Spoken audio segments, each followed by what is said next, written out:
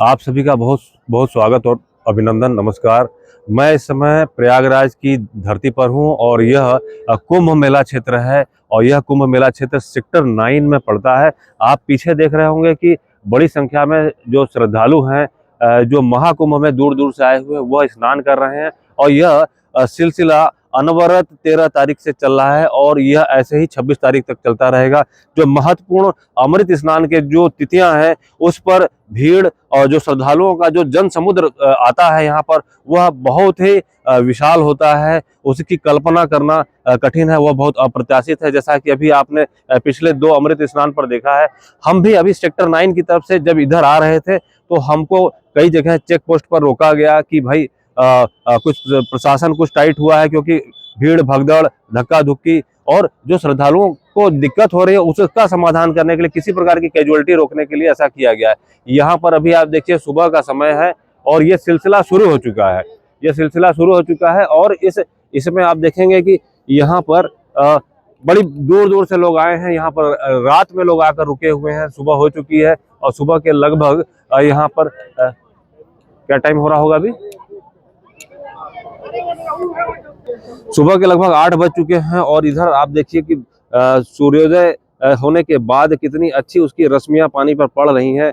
सामने pontoon bridge दिख रहा है, उस पे भी लोगों का आवागमन दिख रहा है। यहाँ सुरक्षा में लगे लोग इस बात का बराबर ध्यान रख रहे हैं कि किसी प्रकार की कैजुअलिटी ना होने पाए। एनडीआरएफ के जवान यहाँ पर तैनात हैं और बैरिकेडिंग करके रस्सी बांध के बाकायदे यहाँ पर व्यवस्था की गई है कि किसी प्रकार की कैजुअलिटी ना होने पाए। सुबह का समय है, हम आपको दिखा रहे हैं और आज तारीख है 1 फरवरी की। आगामी अमृत स्नान पर भी इससे कहीं ज्यादा भीड़ होने की संभावना रहती है और हो भी रही है। अभी आपने ये जो यहाँ पर श्रद्धालुओं की जो संख्या देख रहे हैं, यह बहुत मामूली है, लेकिन लगातार यहाँ पर संख्या बढ़ रही है और संख्या जो अमृत स्नान का जो खास दिन होता है, उस दिन संख्या बहुत ज्यादा बढ़ जाती है।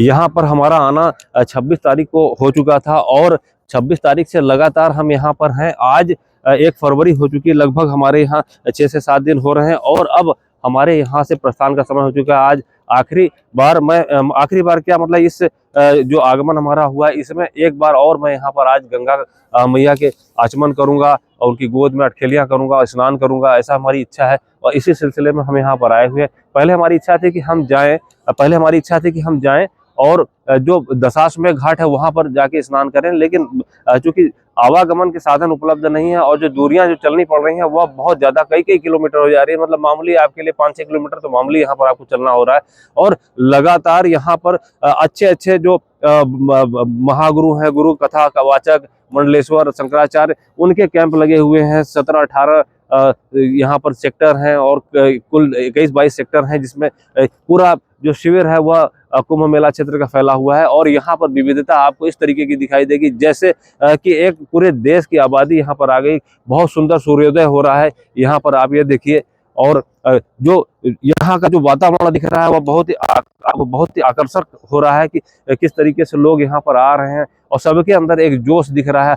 कल रात में संगम तट की तरफ गया था, पैदल ही उधर वॉक कर रहा था, तो हमने देखा कि वहां पर पूरी रात लोग दूर दूर से चल कर आ रहे थे और चल के ये आने वाले लोग भारत के विभिन्न प्रांतों, विभिन्न शहरों से थे और विश्व के भी विभिन्न कोनों से लोग यहाँ पर कौतूहल, यहाँ पर जो समागम हो रहा है उसे देखने आ रहे हैं। गंगा की धारा बहुत तेज है नीचे और श्रद्धालु बहुत श्रद्धा के साथ उधर स्नान कर रहे हैं। इधर पूरा लंबे एरिया में यहाँ पर जो है आप देखेंगे कि घाट बना हुआ है और इस घाट पे लोग भारत के विभिन्न प्रांतों से आए हुए नहा रहे हैं और यहाँ पर एनडीआरएफ के जवान जो तैनात है वह लोगों को इशारा भी कर रहे हैं कि नहाने के बाद वह यहाँ पर समय खराब ना करें और यहाँ से प्रस्थान करें ताकि दूसरों को भी सुविधा रहे।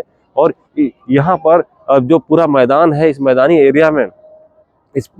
एरिया में यहाँ पर बड़ी संख्या में श्रद्धालु जो सेक्टर 9 का एरिया है, फाफामऊ साइड से जो आते हैं, वह गंगा स्नान के लिए जब आते हैं तो वह लगातार इसी मैदान में, जो मैं मैदान इधर दिखा रहा हूँ, इस मैदान में, व्यापक मैदान में लोग यहाँ पर प्रवास करते हैं और उनके यहाँ पर आने का सिलसिला न दिन देखता है न रात देखता है और ये सिलसिला लगातार चलता रहता है। वह यहाँ पर आ रहे हैं, इसी मैदान में उनका प्रवास हो रहा है। प्रवास होने के साथ साथ सुबह स्नान कर रहे हैं। बहुत से लोग तो ऐसे हमें दिखे जो रात्रि में किसी समय का निर्धारण किए बगैर वो यहाँ पर स्नान कर रहे हैं और स्नान करके बहुत ही जोश और उत्साह के साथ निकल रहे हैं। ऐसे भी लोग दिखे जो बाकायदा व्यवस्थित तरीके से यहाँ पर आए और आने के बाद यहाँ स्नान करते हैं, बाकायदे चंदन लगाते हैं, गंगा माँ को साड़ी चढ़ाते हैं, दूध चढ़ाते हैं, दूध का अभिषेक करते हैं और अभिषेक करने के बाद वह यहाँ से प्रस्थान करते हैं। प्रस्थान करने के साथ साथ वह अपनी यहाँ पर अमूल्य और कीमती जो स्मृतियां हैं वह सजो के ले जाते हैं। कुछ लोगों ने मांगलिक वेश भी पहना, यहाँ पर पूजा अर्चना की और आप अभी ये देखेंगे कि यहाँ पर स्नान करने के बाद यहाँ पर पूजा करते हुए लोग भी दिख रहे हैं। और ये पूरा मेला क्षेत्र है और इसके बाद हमारा भी आज यहाँ से प्रस्थान होना है, लेकिन मन हमारा भरा नहीं है और दोबारा आने की कामना जरूर हमारे मन में रहेगी। ऐसे बहुत से क्षेत्र थे यहाँ पर मैं आया और यहाँ पर चलना पड़ता था, कई जगह वाहन चेक पोस्ट पे रुक जाते थे, तो इस कारण जो समय बीता, समय लगातार बीतता गया और मन में ये चसक बनी रही कि बहुत से लोगों के बारे में जो सुना था, टीवी पे देखा था, लोगों की चर्चा, जो लोगों की व्यूज सामने आ रहे थे, उनसे भी मुलाकात, साक्षात्कार हो जाता, उनके भी हम अमृतवाणी के भागीदार होते, लेकिन नहीं हो पाया। जितना भगवान ने तय किया था उतना हुआ, बहुत ही संतोषजनक रहा, लेकिन जो मन कह सकते हैं वह अभी तृप्त नहीं हुआ है। और अब हम गंगा में स्नान करेंगे, थोड़ी तृप्ति और लेना चाहेंगे, इसके बाद यहाँ से हमारी प्रस्थान होगी। और बहुत सी जानकारियों को आप हमारे YouTube चैनल पर देखिएगा, जो हम लगातार दिखा रहे हैं कुंभ मेला क्षेत्र से। और स्नान करेंगे, स्नान करने के बाद कुछ कवरेज और जो संभव होगी, जो आपको दिखाने लायक होगी, वो हम कवरेज यहाँ पर करेंगे। और फिर इसके बाद यहाँ से हम अपने जिले सोनभद्र के लिए प्रस्थान करेंगे। हमारी यात्रा बड़ी ही रोचक रही। 26 तारीख की सुबह मैं बाइक से निकला था और यहाँ पर आके सेक्टर 9 में हमारा रुकना हुआ था। सेक्टर 9 में रुकना जहाँ पर हुआ था, यह पूरा VIP एरिया था और यहीं पर बड़े बड़े कथा पंडाल लगे थे। बगल में ही निरंजनी अखाड़े के परम पूज्य कैलाशानंद गिरी जी का पंडाल था और सामने गुरु काशणी जी का पंडाल था। और उस पंडाल, दोनों ही पंडाल दिव्य स्वरूप था, उसमें सजावट और जो पूरी संरचना थी वह इतनी खूबसूरत थी कि बहुत मन मोह रही थी। मतलब उसको शब्दों में हम बयान नहीं कर सकते, क्योंकि ऐसा देखने को हमें नहीं मिला। और दोनों ही पंडाल में लगातार कथाएं जो चल रही थी, अलग अलग बहुत उत्तम और उच्च श्रेणी के जो कथावाचक थे या जो अमृतवाणी देने वाले लोग थे, महापुरुष थे, उनकी अमृतवाणी का हम लोगों ने पान किया, बहुत ही आनंद आया। फिर और नई चीजों के साथ आपके पास आते हैं, तब तक के लिए धन्यवाद, नमस्कार, वंदे मातरम, जय महाकुंभ 2025, धन्यवाद।